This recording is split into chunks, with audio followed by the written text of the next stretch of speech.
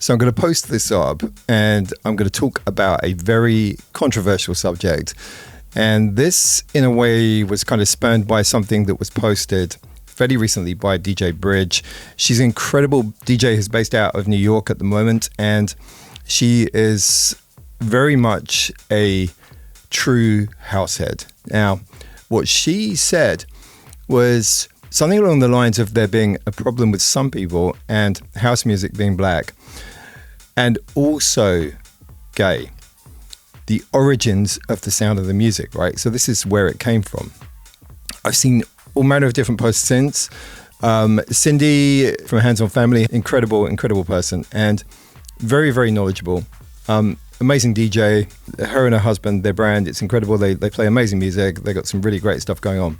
So she really knows what she's talking about. She's very, very well informed, and she's of a certain age.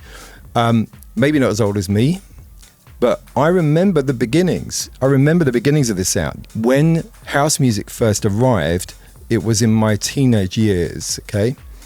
And I will never forget, I think it was 86, and I used to listen to Dave Pearce on the radio. He was one of the few DJs playing some of the more cutting edge club music. And I would sit there holding the aerial, making sure the signal was constant and recording all of these tracks. Some incredible music.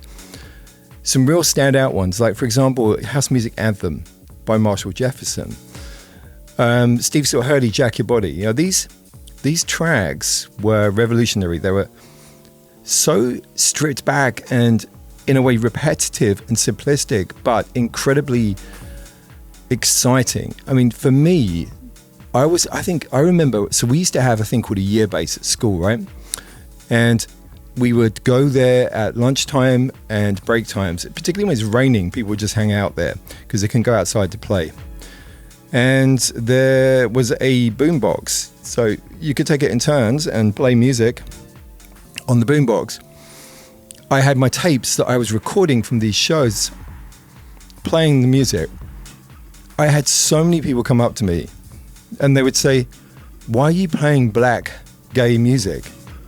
And I used to just say, look, this is the most incredible new music. You know, it's like nothing else anybody's heard. It was a revolutionary sound at the time. So I was passionately backing this black and gay music and absolutely happy. It didn't bother me that that's what it was at all in the slightest. Why would it? It was just ridiculous. But I was surrounded by people who did feel uncomfortable about those aspects. And so I think what's really interesting is those early tracks, they were produced by black musicians and writers and producers. Everything that I loved about the sound, to be honest, was produced by black people. Then what happened was this music started getting in the charts, and in a way we started to get this kind of pastiche of the sound, a diluted, watered down version created by white people. I'm sorry to have to say this. And we had these tracks in the charts which were real kind of pale echoes of this sound that was so pure and so strong. And I think that was the early stages, in a way, of the dilution of the sound, and in a way the splintering of the core gene, the DNA, I guess, of the sound. Now, this is a tricky subject because it will fire up lots of people. And, you know, the idea of race is a very topical subject at the moment. Black people created this sound and its purity is there. And you know, we've ended up in a place where, in some respects, the roots of the sound have been lost because we've had a proliferation of, in essence, non-black producers that have become the names and faces of the electronic music scene. And that feels wrong. It feels wrong, you know. For me, there is a sound. I can't quite put my finger on it. There is something that I think comes from the black DNA as such, you know. And, you know, I think there's something that for me sounds often more authentic. I used to say, there are no singers that I like that are white, which was ridiculous because actually over time that's been proven incorrect. So I used to prefer black voices. It's a matter of personal taste. That was the style of voice that I preferred. Generally, there's something about a voice, a black voice, that I really find an affinity for. So I can't explain why. There are lots of others that are the same. And it's such a difficult subject. So ultimately, what I'm trying to say here is that we do have to pay respects to the source. And the source, that was black and Latino as well. That it's very important to acknowledge the Latin kind of part in this big picture. Louis Vega was playing at freestyle clubs, which is very much a kind of Latin club scene, way back. And then obviously he evolved into the house scene. And, the black Latino roots of this sound are so important. And, for a white person like me, I pay full respect to that. It's whenever I make music, I'm trying to channel that feeling, the feeling that I have had that has been given to me over the years by the black community. And I learned most of what I know in terms of, engineering and so on by working with a black engineer. I spent a lot of time in studios where I was the only white person, literally surrounded by many black people. And I loved being part and welcomed and accepted in that community. That was a really, really important part of my life. But it doesn't mean that I don't like white people.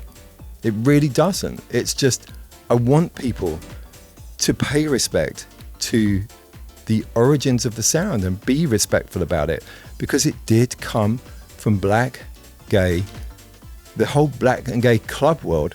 And then the production side, of course, not every original Chicago or New York house or even Detroit house producer was black and gay. Certainly not. I'm just saying that was the origins of the sound, and there's nothing to be ashamed of there. It's just the origins. It's accrediting that particular sector of the world with the fact that they created this. And of course, as I said, Latino as well. I think that was an important aspect, so we have to pay respect to it. And regardless of race, wherever we are around the world, we've just got to acknowledge that these people created this sound. I was there. I saw it all happen, and it's history. If you know where to look, you'll find it. It's just that some modern sources will push it back, So there's plenty of stuff out there, plenty of documentation of what happened.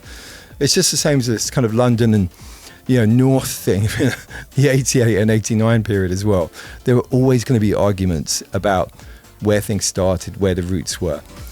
Humans like to argue, that's very clear. But I just wanted to say some words because literally I was there, I saw it, I experienced prejudice backing this sound. And, it's one of the most important sounds in the history of music. House music is one of the most important sounds. And, it started, in the mid 80s and it's still so popular now. But in some respects, I think the roots and the essence is lost in many places. One of the biggest memories I've got about that period, the 88, 89 thing, there were so many races all mixed together in those clubs and getting on absolutely perfectly. And yes, lots of people were taking drugs, so maybe that helped for some of them. But ultimately, it was an acceptance of everybody because of the sound, the club sound. It was a very important moment.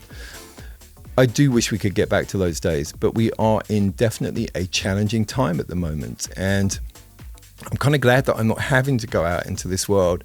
It's very rare that I do go out into that world, but very selective about where I'm going when I do. I'm not gigging anymore. So it's more about when I go out to these events. And, just really, I'm going to have to stop. I'm rambling. It's very easy for me to ramble. I'm just going to say, basically, please remember the origins of house music, black and gay, and some Latino too. And if you don't know, go and do your research. Look, my gosh, all of these ChatGPT things and, Google Gemini and all manner of other things around there. Just do some of the deep research thing. If you can't be bothered to do it for yourself, go and find out through the assistance of one of these AI things. Well, look, I'm keeping my fingers crossed here that it's not actually politically biased, because, sometimes some of these things can be. So let's see. Okay. But anyway, please respect the origins and the roots of the sound. Yes, it's fine if you're white, you're making house music. Just do your thing. It's all good. It's all good. I'm probably not going to listen to it unless I detect a sense of blackness. And there are lots of white producers who I feel have actually mastered that sound, and they're not trying to rip it off. It's like they're paying respect and homage to it, And I think that's the way to do it.